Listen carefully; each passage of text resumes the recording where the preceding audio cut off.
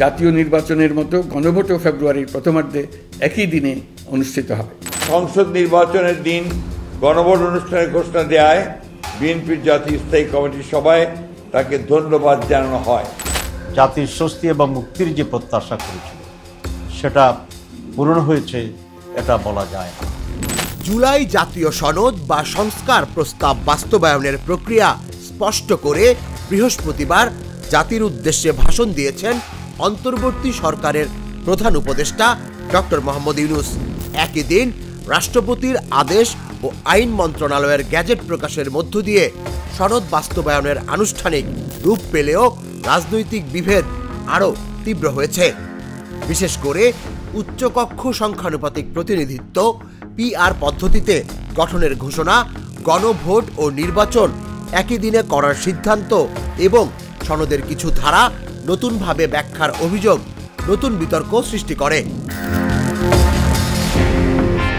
প্রধান উপদেষ্টা ভাষণে বলেন, গণভোটে হা ভোট পেলে নির্বাচিত প্রতিনিধিদের নিয়ে সংবিধান সংস্কার পরিষদ গঠন করা হবে, যা 180 কার্য দিবসে চূড়ান্ত করবে সংস্কার প্রস্তাব।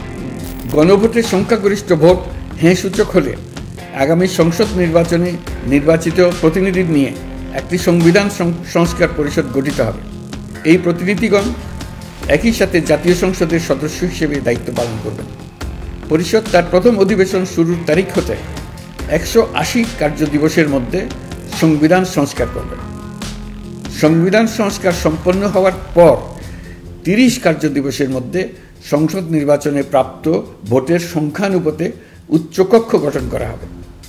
এর মেয়াদ হবে নিম্নকক্ষের শেষ কার্য দিবস পর্যন্ত। এই ঘোষণায় রাজনৈতিক দলগুলোর প্রতিক্রিয়া এসেছে ভিন্ন স্বরে। বিএনপি প্রথমে অভিযোগ তোলে প্রধান উপদেষ্টা জুলাই সনদ নিজেই লঙ্ঘন করেছেন। তবে রাতের বৈঠকে নির্বাচন ও গণভোট একই দিনে আয়োজন করার সিদ্ধান্তকে স্বাগত জানায় দলটি।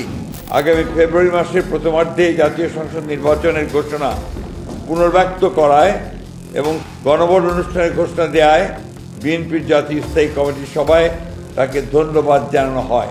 একদিনে নির্বাচন ও গণভোট আয়োজন জনগণের ইচ্ছাকে সীমিত করবে বলে দাবি করে জামায়াত। জাতির স্বস্তি এবং মুক্তির যে প্রত্যাশা করেছিল সেটা পূরণ হয়েছে, এটা বলা যায় না। অন্যদিকে 12 দল ও এবি পার্টি প্রধান উপদেষ্টার ভাষণকে সময়োপযোগী ও বাস্তবসম্মত বলে উল্লেখ করে। তবে একদিনে গণভোট ও নির্বাচন আয়োজনের সক্ষমতা নিয়ে সংশয় প্রকাশ করে কিছু ইসলামপন্থী দল। আমাদের দাবি ছিল গণভোটটা জাতীয় নির্বাচনের আগে আলাদা হোক। আমাদের দাবির পেছনে যৌক্তিক ভিত্তি ছিল।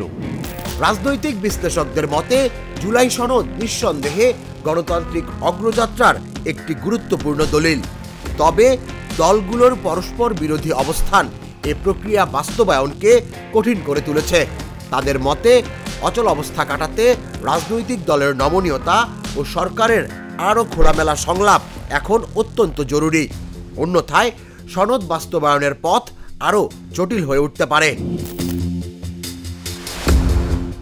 এখন প্রশ্ন হলো, দলগুলো কি নিজেদের অবস্থান নরম করে সামনে এগোতে পারবে, নাকি বিতর্কের দোলাচলে আটকে থেকেই জুলাই সনদ বাস্তবায়ন আবারও অনিশ্চয়তায় ডুবে যাবে?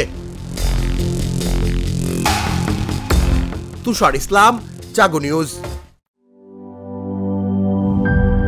দুধার চকলেটে একাকার হয়ে ওঠা প্রাণ লেয়ার সম্পর্কের মিষ্টি ম্যাজিক।